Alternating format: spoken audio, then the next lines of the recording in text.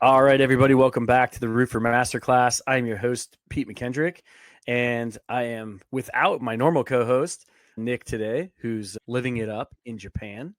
So I am joined today by a new co-host. He stepped in here to fill Nick's shoes. Lane Allo. Lane's with our product side. Welcome, man. Glad to have you. Hey, thanks. It's been a minute. I can't remember the last time I did one of these master classes with you guys, but it feels like, It's been a I don't know, while. several months. Last Yeah, summer, for I sure. think. Yeah, some big release for proposals we must have had you on, right? Discounts or upgrades or Something. something. Yeah. Yeah. Well, welcome everybody. We're excited about today's topic. We'll show you a couple things here today, touch on ESX files a little bit, if you guys are familiar with those or have any questions about that. And then Lane will be showing a new feature that his team has been working on and some of the things that you'll be able to do with that. So we've got a couple little housekeeping items here. As you see, we crossed Nick off and moved on with life without him. So we now have Lane. As always, if you guys ever have anything that you need to get in touch with us about, feel free to reach out. If we can't answer the question, we can always point you in the right direction. I'm Pete at Roofr.com. Real easy to remember. Lane's right there. So if you have any burning questions for Lane, feel free to hit Lane up at Lane at Roofr.com. We won't bombard Lane with questions, but if it's a question specific to what his team's been working on, maybe he can get you a good answer there. And if not, I'm sure he can point you in the right direction. So feel free to hit us up. But just a reminder that the Roofr Masterclass, all the past masterclasses, including this one, are always up on our YouTube channel as well as on roofr.com. We also have a ton of other resources there, our podcasts, our blogs. If you have any feedback, you can send it directly to Joel. He is joel.castelli at roofr.com. Any of the feedback that you guys give us is definitely helpful so that we can continue to improve the masterclass. Some other updates. If you guys are new to Roofr, if any of you guys on this call are new to the product or just getting started and you just want to run through some Roofr basics, on the 14th, we have a Roofr basics demo. So those are always great. Nick and I will usually go back to the beginning and run through the very basic functionality of Roofr. It's always some great information. And even if you're using Roofr currently, sometimes it's great to kind of go back. You may have missed something. You may not realize how to use something. It's a great way to get some tidbits of information in there. Roofer of the month this month is the Craddock family, Tom and Lawson. That's a really good story. If you guys have not listened to that, again, that's on our website and also on all of your podcast listening platforms such as Spotify, YouTube, all of those places.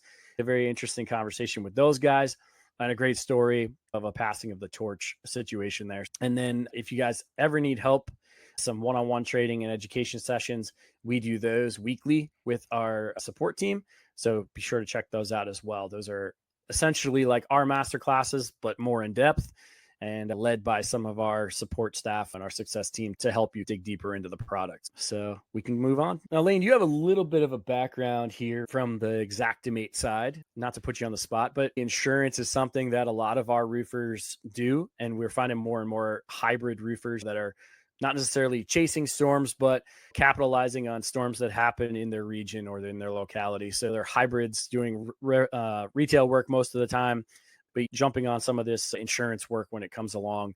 And we do have a good bit of guys in some of our southern states like Texas and Florida that just specialize in straight insurance work and utilize the platform to do so.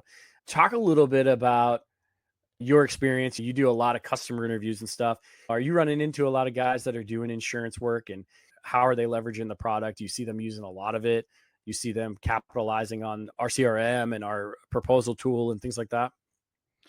Yeah, we're seeing more and more of it now. I think our focus, well, I don't want to say our main focus, but over the past couple of years, we keep adding tools that help like the insurance focused contractor be more successful with Roofr. For a long time, it was really retail focused, and we just keep on adding more and more tools. And what's cool is the two tools that we're talking about today really do help out with the contractor who does insurance work. And you already mentioned them, the ESX stuff and the new PDF signer or signatures tool, whatever you want to call it. But yeah, especially with like things with proposals, that's really my arena. I know a lot about how contractors are using proposals, even the insurance guys. We have a lot of guys who are using our proposals tool to win new business, whether that's from the insurance company itself or from the homeowner. You know, they're not just using that Xactimate estimate and using that as a presentation tool. They're building out beautiful proposals to help win even more jobs, even though they're doing primarily insurance work. Yeah, and I think that's a big, transition in the industry. 5 years ago, if you talk to an insurance roofer, he was almost exclusively using Xactimate, probably doing most of his quoting through that. Really, probably wasn't leveraging the estimating portion of a CRM much, if at all. And really was looking at a product like ours more as like, hey, I just need measurements from you guys, and that's it, and I'll take it from there someplace else. I'm working off the scope. I don't really need a presentation style tool, and that's changed considerably. The level of professionalism that a lot of these guys are utilizing now, the bar has been raised significantly across the industry. And so therefore guys are looking to be really clean and polished and have these really nice proposals.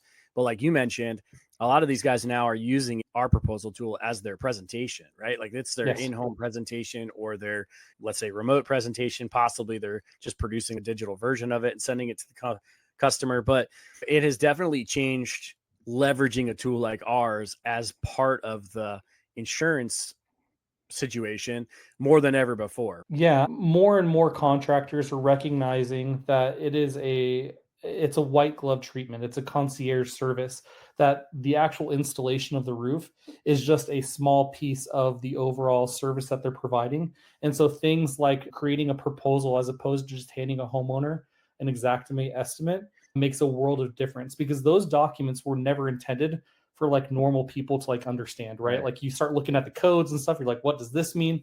And that's like not what the intended purpose was. But all of a sudden, if I can create this beautiful proposal that has explanations and things like that in language that really resonates with the homeowner, all of a sudden it makes a lot more sense. Like you're adding to that overall experience for that particular policyholder or homeowner. Yeah, I love this. This is a really good point that you brought up, because I think traditionally the idea was it's one or the other. I either Mhm. have to use this Xactimate quote or I've got to use a proposal tool. We had the whole lump sum argument for a while, for a couple of years, where it was like, we're going to buck the system and we're not going to use Xactimate at all. We're just going to go completely to a proposal tool and present it like a retail quote. And the idea that you can kind of use these things side by side because they both serve a purpose, right? Like you said, the Xactimate tool never was really meant to be outward facing, customer facing.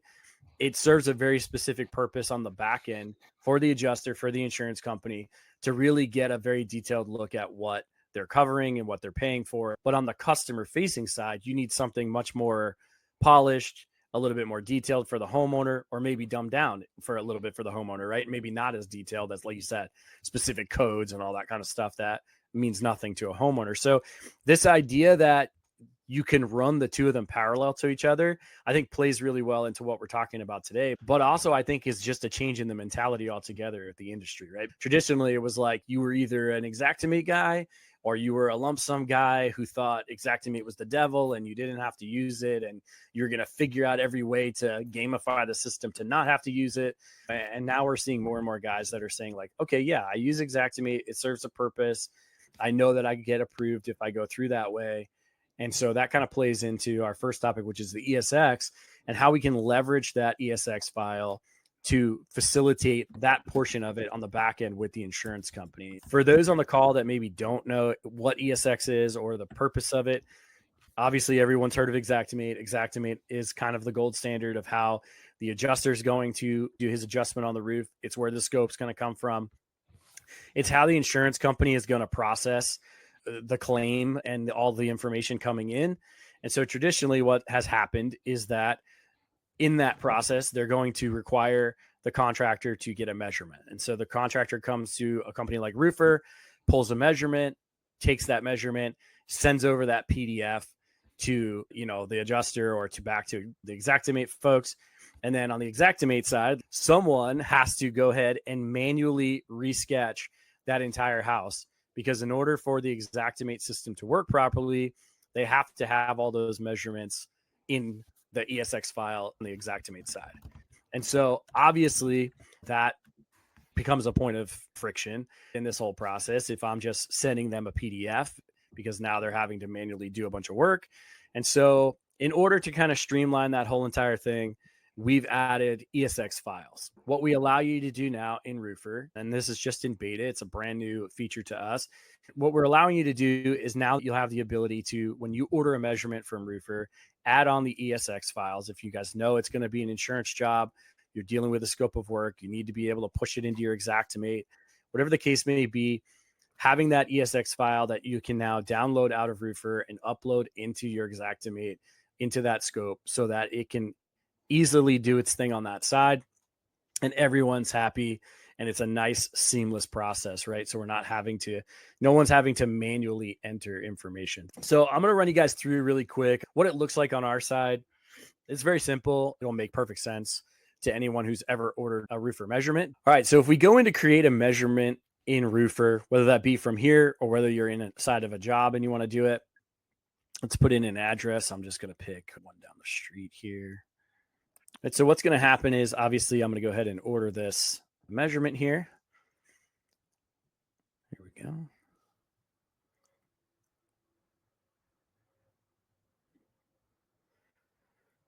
Right, so here's a good example of how it didn't find the house I want to drop it on. We're going to do this one here. I don't even know if there is an 1804 on this street, so it's going to ask me if I want secondary structures. And then what you will see here is now we have this option for ESX reporting, right? So for $10, you guys will be able to click this. It'll then process just like a normal Roofr report, but when you get it back, it'll actually add an ESX file to that report as an add-on, and then you guys will be able to work right from there. Very simple, obviously very easy process. If you guys have ever ordered a Roofr report, the flow is going to be exactly the same, except now you just have the ability to check this box and add it on to your Roofr report so that you can go ahead and get that ESX file. So what you guys will see here is now when my report comes back, always on the right-hand side, we have our 3 action dots that give us the ability to do some other things, create a proposal from it, edit the report potentially, or download it, right? And one of the options that you will see here now, if it's a report that you bought the ESX on, it will have this little tag that tells you there's an ESX file attached to it. And then opposite here, you'll be able to now download the ESX. There is no way to open the ESX file inside of Roofr, but you can download it from here. And then once you have it downloaded, you'll be able to go over to the opposite side on your Xactimate, and you'll be able to import it in. So you'll be able to select from there, take the downloaded report, import it into your Xactimate. So you're going to get that sketch now, and all of the measurements and everything will come over. And now the system on the Xactimate side will be able to pull all the information that it needs in order to build the takeoff and all the appropriate documentation that are part of the whole ESX package that your Xactimate system builds. Like I said, pretty simple process, something that we've been asked for a lot along the way, especially from the guys who do a lot of insurance work, is like, okay, is there an easier way for me to get my measurements from Roofr into Xactimate so that we aren't manually having to resketch? Now you have the ability to take that ESX, pull it over here, stick it into your Xactimate file, and do everything that you need to do from a supplementing standpoint and all of that right here on the side. The beauty of this is that really, ideally, this is for the back end side. This is for you and the insurance company and the adjuster to work all that out. And then what I really like about it is that on the customer facing side, you can still use our proposal tool. I did want to say one thing about just the ESX stuff. Yep. You kind of touched on the value there. I think it's a couple different things. It's obviously the time savings. It's nice to be able to import a file and then have it built for you. That's great. I think the other thing that we miss sometimes is just the duplicative nature of some of the tasks that we're having to do, that it's just like mental load that we don't need, but also the possibility of manual error, right? Like how often when you're keying stuff in, do you accidentally round a number or put the wrong number or whatever that could potentially throw off the estimation that you ultimately pump out because of that ESX. So there's a lot of different things, but ultimately we know that this integration with Xactimate isn't over. Like in the future, we plan on doing a ton more things, but those two things alone, just the time savings for an extra $10, you get it directly into Xactimate. And then the second thing, you know that the numbers that the roof report pumped out, that those are automatically getting put into Sketch. That's fantastic. Yeah, it's a great point. I mean, the chances of human error, like you said, even if you're off one number, could make a huge difference in the amount of material being applied and could screw up the entire quote. It just gives you a little bit more of a polished look and saves a ton of time for everyone involved in that process, which is only going to help you get an approval much faster. Oh yeah, especially we had someone earlier, Tina was talking about the aftermath of Hurricane Helene. And it's like, think about how many jobs they had because of that one hurricane. And if you can speed up the process on every single job, particularly for that adjuster, I'm sure that they're going to be more inclined to pick you or push people in your direction to work on those jobs. Yeah, absolutely. I mean, you got to figure they're just as swamped as you are as a Oh contractor. yeah. You know, like you're taking hundreds of calls, they're taking hundreds of claims and trying to weed through all that. So anything that you can do to make their life easier, I'm sure they're gonna want to work with you on that. It's not the half an hour it takes to create the sketch. It's the amount of sketches that they have to do over time. It's probably not exponential, but it's significant. Yeah, it adds up. Hannah from Smith Rock, I had her on a podcast and she said, it may save me minutes in the day, but minutes become hours in a week, that become days in a month, that potentially become months in a year, that potentially become years of time saved over the life of my company. It may only be a few minutes saved on each individual job, but it adds up quickly when you're dealing with hundreds and hundreds of claims after a storm. So outside of the ESX, we had already started to add some basic insurance functionality. If you guys haven't seen, we have the ability to add some insurance information to the job at the job level. What we're talking about today, ESX, and what Lane's about to show are kind of like the second evolution, I would say, of like our insurance functionality. We kind of did like the most basic stuff, and now we're adding the more complex things that are going to help streamline that process. You have an insurance workflow built into Roofr now. You have the ability to capture insurance fields at the job level. Now you have ESX, and now you have what Lane's about to show you, Feature X, as we call it, right? We haven't decided on a name yet, so got to give it some kind of big fancy name. But it's probably one of the best features I've seen added. It's something that a lot of people go outside of their CRM for, using products like PandaDoc and JotForm. Yeah, DocuSign's another one. That's the biggest one. People leverage these platforms that you have to go to build some extra forms, whether that's contingency agreements, warranty forms. There's just an endless number of things that we were asked, how can we potentially handle that? So Lane's team came up with a really cool tool, and I'll hand the reins over to him here to show it to you. Just before I jump into that and we give you a demo, you're absolutely right. Like for the longest time, there was a big hole in our platform, and that was like, okay, how do we send documents out to get signatures on them? We thought about integrating with some of these other tools that you mentioned, but ultimately we're like, no, it really has to live inside of our system so it's seamless with everything that's going on. So that way we can create automations off of it and do other things like that. And so earlier this year, we embarked on building essentially one of these tools, which was awesome. And we're really excited to show you what we have. It's crazy to think how many documents, how many forms, how many things are required for various people who are involved in the project to sign, not necessarily just the homeowner, but really anyone on the project. And so today, I just want to show you what that experience looks like. I want to make sure everyone's very clear. This is still a product that is currently in beta. Our plan right now is to release it later this month. It's actually been in beta for a handful of months. We've been working out some of the kinks, but to date, we've sent out thousands of documents that have been signed by actual homeowners. We're at a point now where we feel very comfortable sharing it with you and also getting more people into the beta if they want to.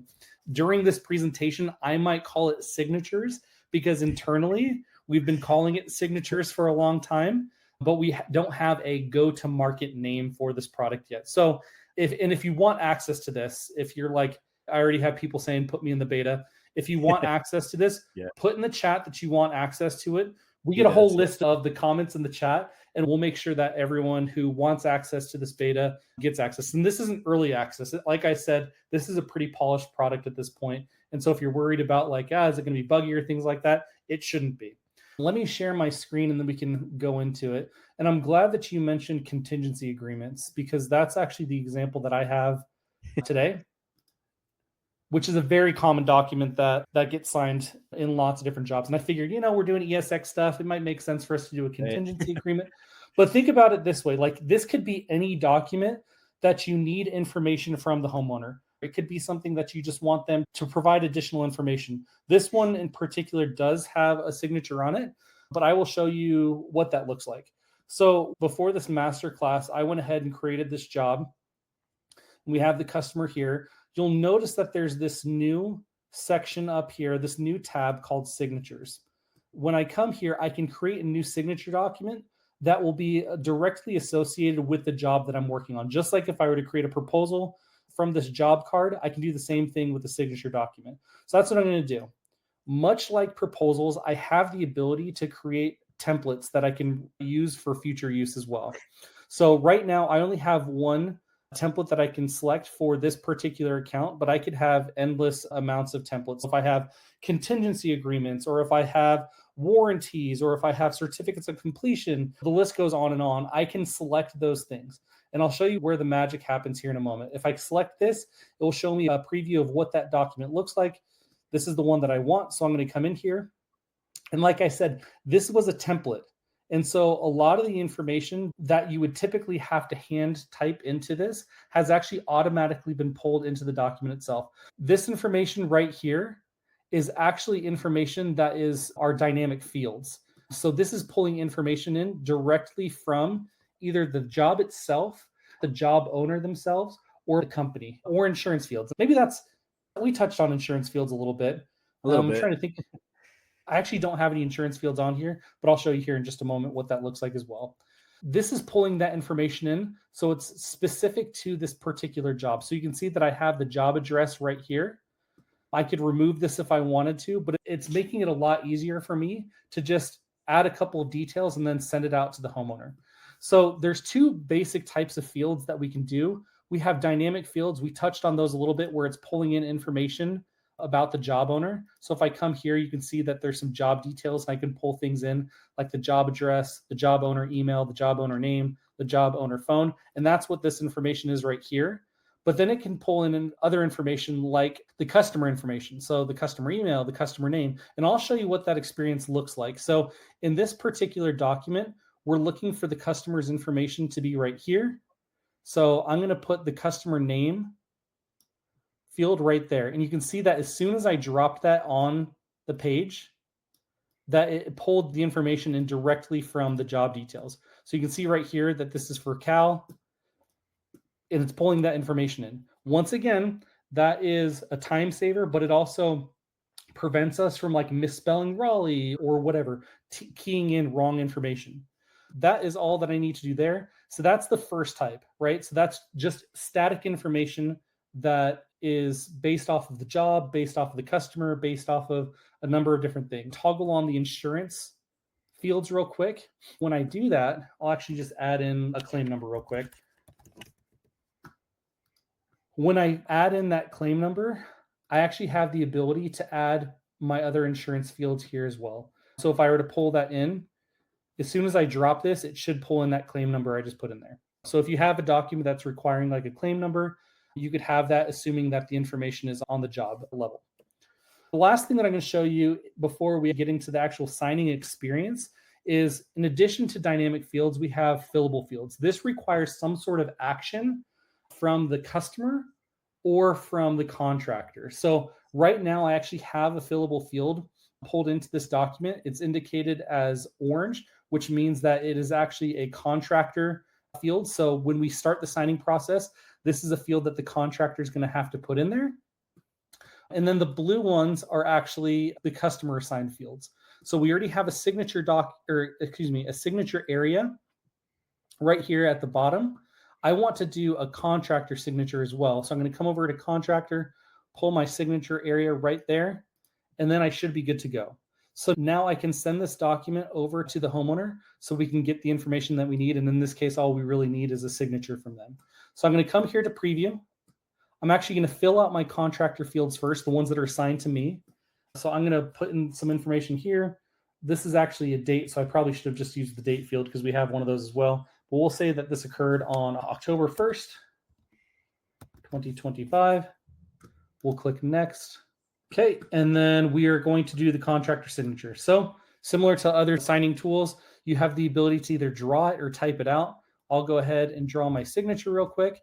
I can consent and sign this, and then my portion of the document is done. So now all the fields that required something from me are completed, and I have the ability to send it much like you would do with a proposal or sign now. For the purposes of this demo, I'll just go ahead and sign now. I hand the iPad, I hand the laptop or whatever over to the homeowner, assuming that we're in the same living room. They click start, and all they have to do is do the same thing where they sign the document, consent and sign, and then they're completely done. They have the ability then to download the document, assuming that it was sent to their email and they're on their own device, or they can go back.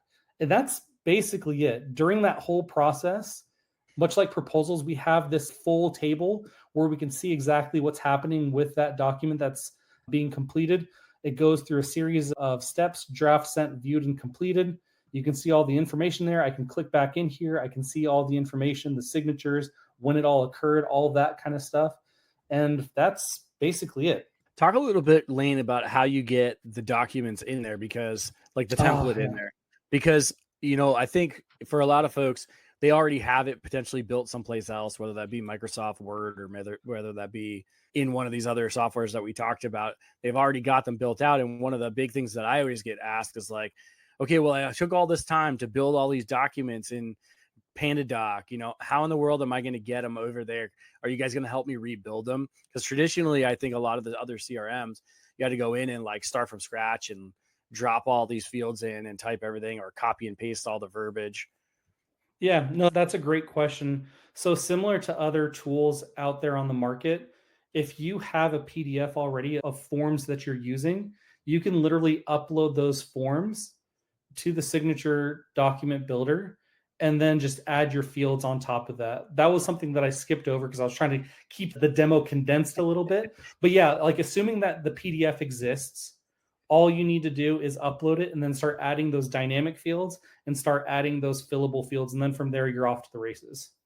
Essentially, now you have the ability in Roofr to turn any PDF document into a fillable document, right? Whether that be a checklist you've built someplace else, or, like he said, a certificate of completion, a contingency agreement, any of these major documents, even warranty. A lot of guys, send a certificate of warranty after the job's over to the customer with their signature on the bottom, signing off that the job was completed and that they're essentially endorsing the warranty on the job.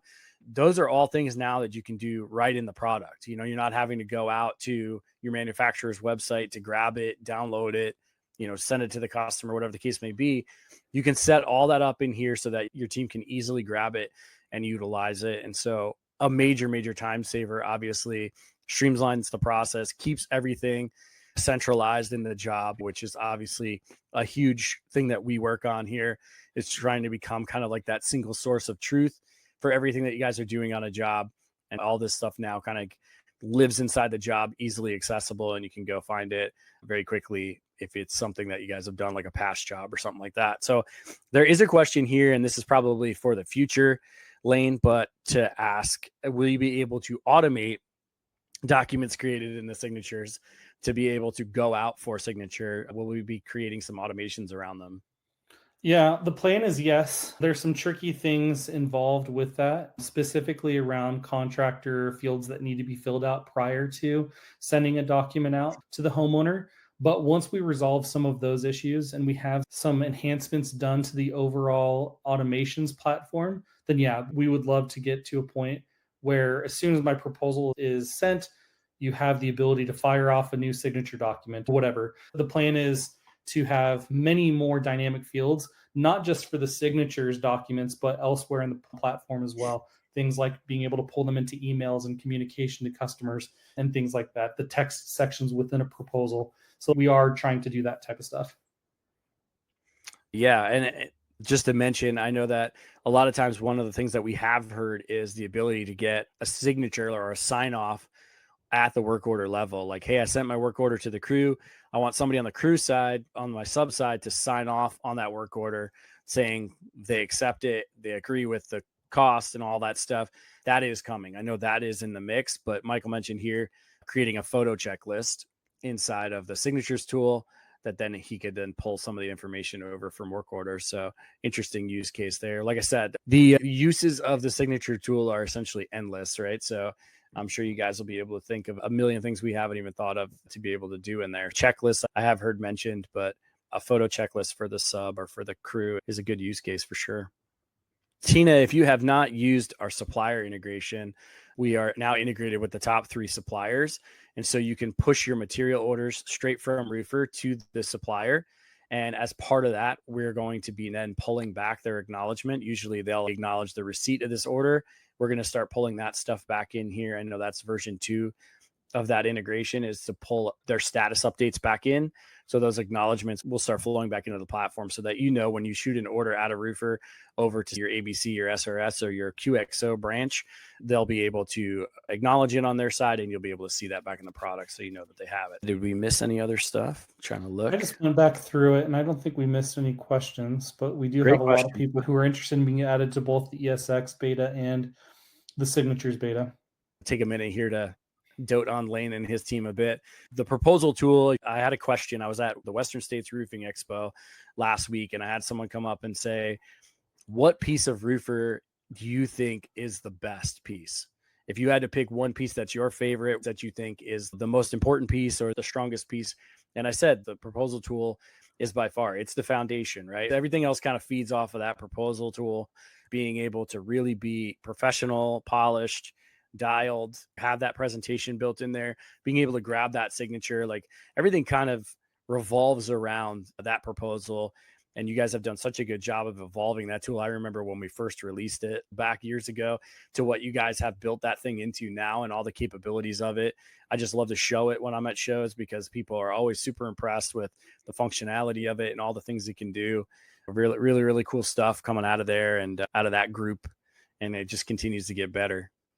Yeah. Well, I appreciate that. Obviously, I'm biased because I work with some great people, but I agree. I think proposals is a really important part of the product, and you start losing some of the value of the system if you skip proposals because you then don't have the ability to create material orders. You don't have the ability to do invoicing and things like that all kind of build off of the concept of having one proposal. And not even just that, but the fact that that is kind of the starting point, right? Like that's what wins you the business to begin with. Yeah. So it's super important. What you guys have built and a few of the other ones that came out around the same time as our proposal tool, they really changed the whole entire game of proposals in the industry as a whole. Prior to that, everything was kind of plain Jane, looked the same, didn't really matter what CRM it had come out of. They all kind of had the same look and feel. There wasn't really that nice, polished, storytelling, in-home presentation style to them. And you guys really changed the game, I think, as far as that goes. And it's been a huge boost, not only in the speed and how easily you guys get there, but also the look and feel of it is just fantastic from both the contractor side and the customer side. So yeah, I mean, that's a big part is to go from those measurements to sending a proposal out, right? There's all sorts of statistics out there about your likelihood of winning a job based off of how quickly you can get that proposal over to the homeowner. And that's what proposals in our system does. We hear oftentimes people are coming over from all sorts of different methods. I was talking to someone at work the other day who was getting bids for their roof, and he said that it was literally just a text message. They said that the contractor texted his wife with what it would cost to do the roof, and that was literally it.